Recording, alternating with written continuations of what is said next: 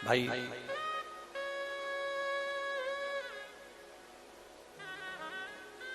सती मैया को कुंभज, सती और पार्वती में एक बहुत बड़ा अंतर है। माता सती में और पार्वती में एक बहुत बड़ा अंतर है।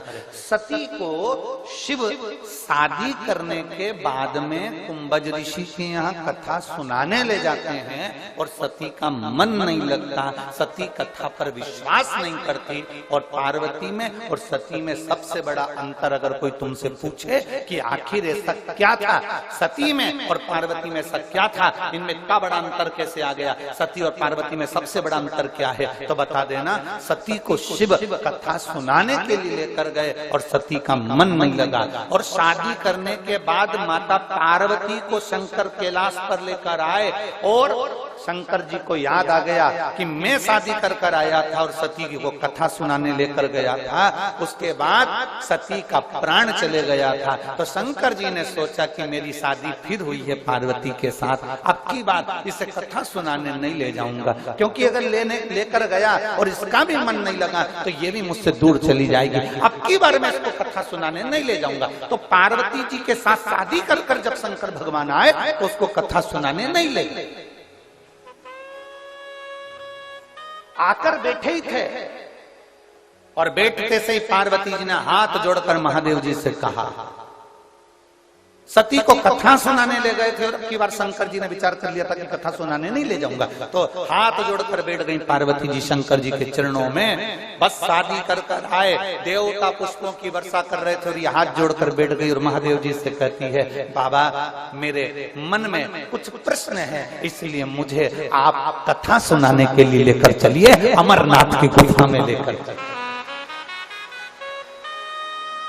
सबसे बड़ा अंतर है सती और पार्वती में। सती को कथा सुनाने लेकर गए पर सती का मन नहीं लगा और पार्वती को कथा सुना नहीं गए। इसके बाद भी पार्वती कहती है कि मुझे कथा सुनना है। शंकर जी की आंखों में प्रेम के अश्रु प्रकट हो गए। अरे धन्य है री पार्वती, मैं सोच रहा था कि तुझे कथा सुनाने नहीं ले जाऊंगा, पर तूने शादी के बाद का नियम पूरा कर दिया, इसलिए हमारे यहाँ आज भी शादी के बाद सत्यनारायण जी की कथा होती है। भले मन लगे ना लगे, चित्त लगे ना लगे, तुम्हारा मन हो ना हो, भले तुम रात भर जागे हो, ब्याह करा फेरे करे, सारे घर में फैलारा पड़ा हुआ है, सारे घर में मेहमान पड़े हुए हैं, सारे घर में सामान ही सामान पड़ा है, उसके बाद भी पंडित जी को बुलाया जाता है और सत्यनारायण जी की कथा करवाई जाती है। भले तुम्हारा मन लगे ना लगे, चित्त लगे ना लगे, पर सत्यनारायण भगवान की कथा इसलिए करवाई जाती है क्योंकि तुम शंकर और पार्वती हो, तुम शंकर और सती नहीं हो, तुम शिव और पार्वती हो, इसलिए कथा करवाई।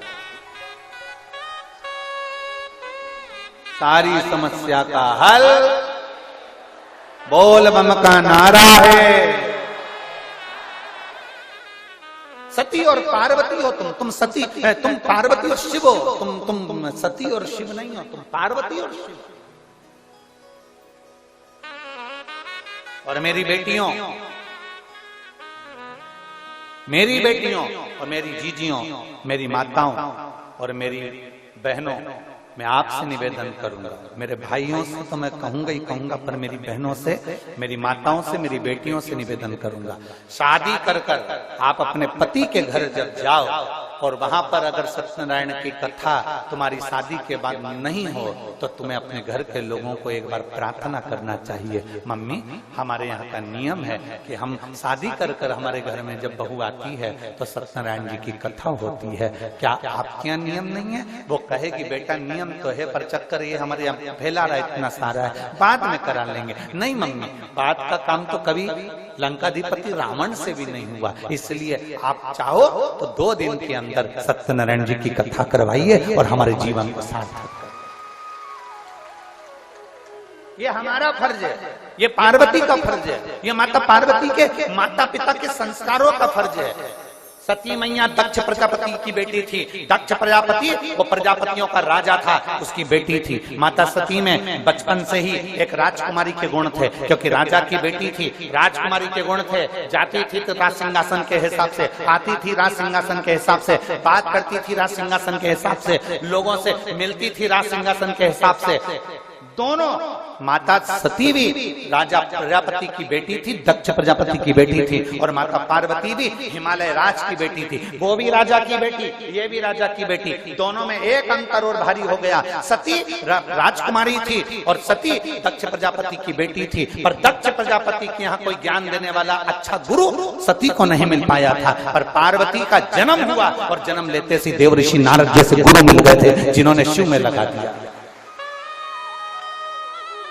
ये माता पिता के संस्कार बोलते हैं। मैनावती के हृदय से, गर्भ से जो बेटी ने जन्म लिया, उसको समझाया गया कि बेटी तेरे भाग्य में ऐसा लिखा है, अगर तू शिव की आराधना करेगी तो तेरी जिंदगी सार्थक हो जाएगी, तू शंकर की आराधना करेगी तो तेरा जीवन सार्थक हो जाएगा। ये हमारे बच्चों को हमें ज्ञान देना पड़ेगा, ये हमारे बच्चों को हमें समझाना पड़ेगा, ये हमारे बच्चों को हमें बताना पड़ेगा कि शंकर की आराधना करोगे तो तुम्हें किसी के आगे हाथ नहीं फैलाना पड़ेगा। शिव कुबेर पे भंडार भर सकता है।